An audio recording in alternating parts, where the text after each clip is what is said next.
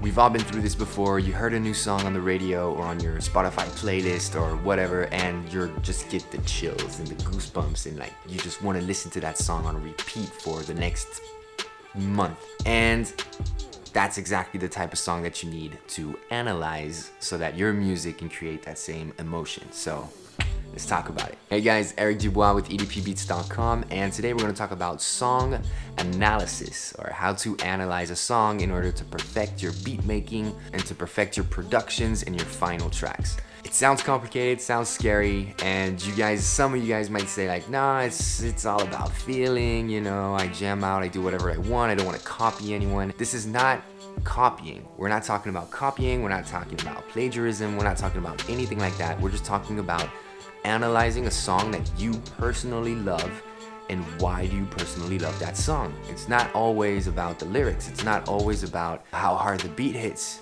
There's specific details in that song that really make you love it. So the only thing we're gonna do is analyze those specific moments and figure out why those moments create you that emotion and how you can repeat that in your future productions and in your beats. So the first thing we're gonna analyze, I can't use any famous songs because I'm already on my second strike YouTube for copywriting, so I don't want to have any issues. So we're just gonna be talking you through it, and hopefully you guys can just follow along and find some cool stuff in it. So the first thing I do is ask myself, and I take a little pen and paper, I have my little studio journal, and I analyze the song here. The first thing I do is I write down why I like the song. Is it the lead instrument that I like? Is it the drums? Is it the groove? Is it the lyrics? Is it the voice? Is it one specific break that I like? Is it just the chorus? Is it just the verse?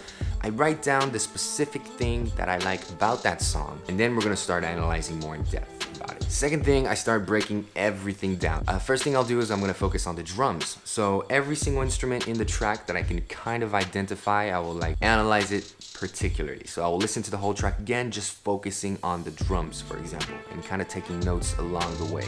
So for the drums, the things that I check is first the BPM, because the BPM is very important. So I use there's apps on your phone that you can just tap and it'll find the BPM for you. It would actually really help you, because for the next production that you're gonna make, you're gonna say, hey, this track was at like 115. I'm gonna make a beat at 115. You don't really know what grooves and what doesn't groove. So I check out the BPM first thing, then I start counting down. I start checking, when does the drums start? Does it start with the kick? Does it start straight off with the snare? Does it wait maybe 8 bars before the drums come in? The drums are full, or are they more empty? Just a little kick here and there, some hi-hats.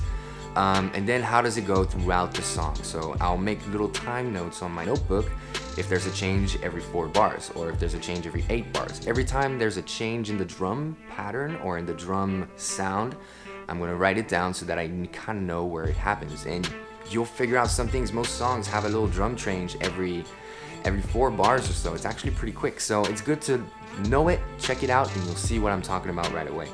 Then try to figure out if it's a loop, if it's the same drum all the way through, but just in and out.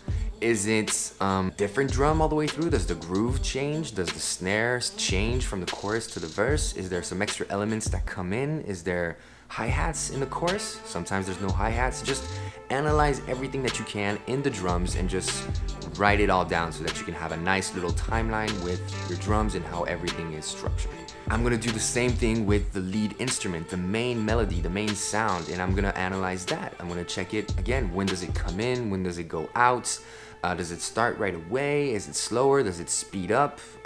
Is it a loop that's just going over? Does it get reversed at one point? Is there an auto filter on there? On the same timeline as your drums, just make small little notes on the melody changes. You know, just check everything in all the details and focus on that one lead instrument all the way throughout the song.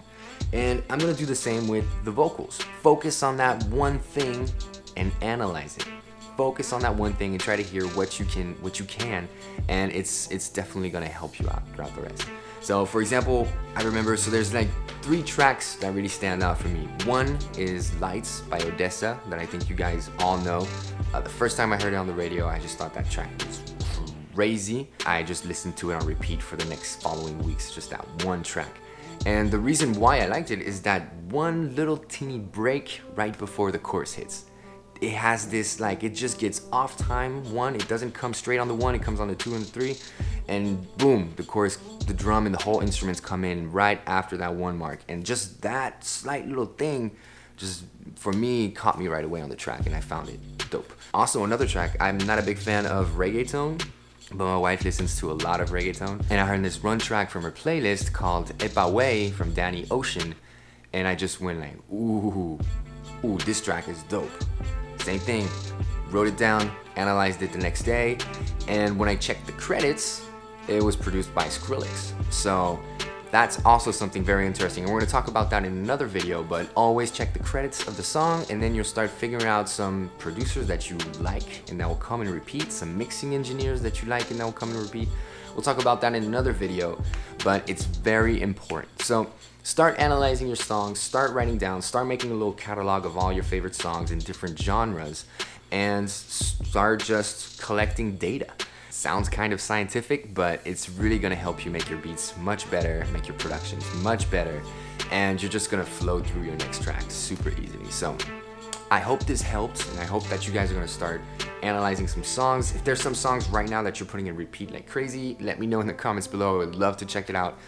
And yeah, subscribe, like, all that kind of stuff that I need to say, and hope to see you guys next video, Saturday. Also, yes, just dropped a new sample pack called Sax Wax. It's a bunch of saxophone samples that I recorded with a homie of mine. You can find that on Patreon, and it's officially going to be released maybe in a month or so, but you can only have it on Patreon. So Sax Wax, there's about 200 saxophone loops and one-shots and effected and reverse and a bunch of cool stuff in there, so check it out.